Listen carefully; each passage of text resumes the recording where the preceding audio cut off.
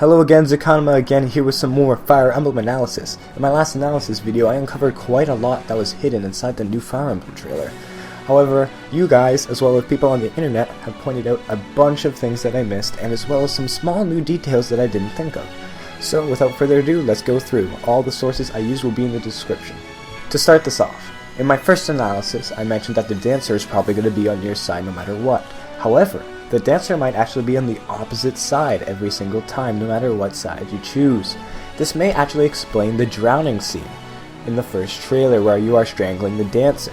There's also evidence for this further on in my analysis. Something that was also pointed out to me is that you can briefly see the avatar in this frame of the cutscene. Now this will probably mean the avatar will have his face hidden during CGI cutscenes, just like in Awakening, where you could never see his face, but did see him perform actions. Something else I forgot to pick up on is that the capitals were shown during the trailer. Here we see the capital of Nor. It is very dark and dreary, and is this thematic or is it just the weather at the time? Could it be protected by some sort of dark god or influence? It kinda seems this way based off the art shown in the art book that is going to be released along with the special edition. In contrast, the capital of Hoshido is very colorful and bright, so maybe it's protected by a dragon of light.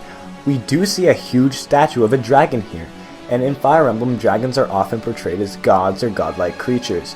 Another thing to note is how this civilization seems to be in the sky, or at least this capital city does. If we go back to the first trailer, we saw a bunch of scattered pieces of rock with grass and ruins on them. So maybe this could be very close to their capital, and a key location in the game. In my previous analysis, I briefly went over how the Dark Prince class was your avatar's class. Now, the Dark Prince class used to actually belong to Julius in FE4, and Julius was a vessel for a dark evil dragon, much like Robin. If this is the case, then you may actually turn into a villain later on in the game, and might be explaining why you are attacking the dancer. In fact, you may be a dark dragon or a dark god's vessel. You even have red eyes. This might even explain why the Nor Empire wants you to stay on their side so much, and why your decisions have such drastic effects on the plot. In fact, the dancer might even be the light dragon's vessel, or your opposite, which would support the previous theory that they will stay on the opposite sides. However, this might be a little too similar to previous plots in the series, making it hard to call if they will go in this direction. This is all speculation, but it's extremely intriguing that they chose this class for the protagonist. Since the protagonist is using a dragon stone, they are presumably a Manakete. Now, Manaketes live for hundreds or thousands of years, so he or she is most likely very early on in their life at this point.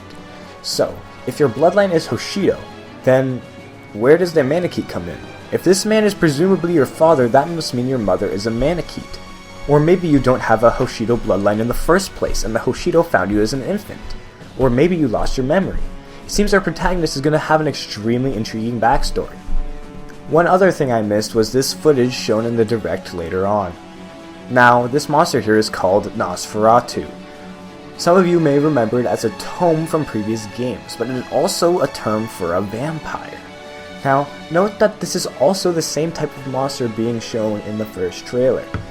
This is extremely interesting, as this does not look like a vampire at all, meaning they must suck life from something.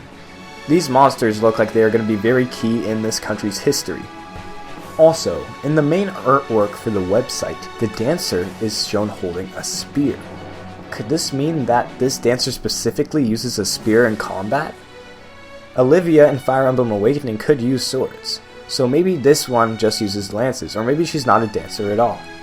We also now have confirmation that Ryuma is your older brother from translations. Ryuma being Lobster Man. Oh, I mean the Hoshido Prince. This menu is also confirmed to say Dragon Vein. It seems to be a power or some sort of godlike magic like I suggested, and maybe he has a connection specifically to the Earth. Honestly, seeing all these ties of the avatar to dragons seems to be pointing toward my previous theory that he is a vessel of a god. We now have extremely strong pointers toward this killed man being your father, as we see dialogue from the Emperor heavily implying you are being taking moments after he is killed. We also now have some very interesting information translated for the Japanese website. For one, the Hoshido path will allow you to level up characters outside of the main plot, much like Awakening. Now, This is contrasted by the Nor route, which has limited amounts of experience and funds. The Nor route now is seeming more like classic Fire Emblem from the GBA days, while the Hoshido path is looking like recent Awakening entries with a world map. It is also confirmed that both versions contain similar content amounts comparable to Awakening. This means we're kind of getting two Fire Emblem games. It is also confirmed that the third route of the game released as DLC, you will side with no one. You will not side with Nor or with Hoshido. Now, how could this work? It could work by forming your own faction. Or you could be trying to unite the two countries instead of just siding with one. The route they take this DLC will be extremely interesting. Another thing that I noticed is that we have no confirmation of Amiibo. The game was announced to be out in Japan in June, so Amiibo support would be expected. Are they waiting for a North American release date to announce Amiibo, or are we not getting Amiibo support at all? The new Nintendo 3DS does support Amiibo, and we've even seen support with it in codename Steam. I honestly think that Amiibo functionality would be really cool with all the Fire Emblem characters that are now being turned into Amiibo, and would kind of be a missed opportunity. There also seems to be a male Pegasus Knight that was shown in the trailer. In fact, it wasn't even in the trailer, it was shown after the trailer during the Nintendo Direct. This is interesting since Pegasus Knights are usually a gender-locked class. We don't have confirmation that this man is actually a man, and with Japanese characters it can sometimes be weird to tell based off the tropes and jokes they often play with masculine-looking women and feminine-looking men. But now with the possibility of a male Pegasus Knight, this could mean that all gender-locked classes could be gone, or at least some of them. This could mean we have female warriors. Anyways, that's all the information I have on the new Fire Emblem games.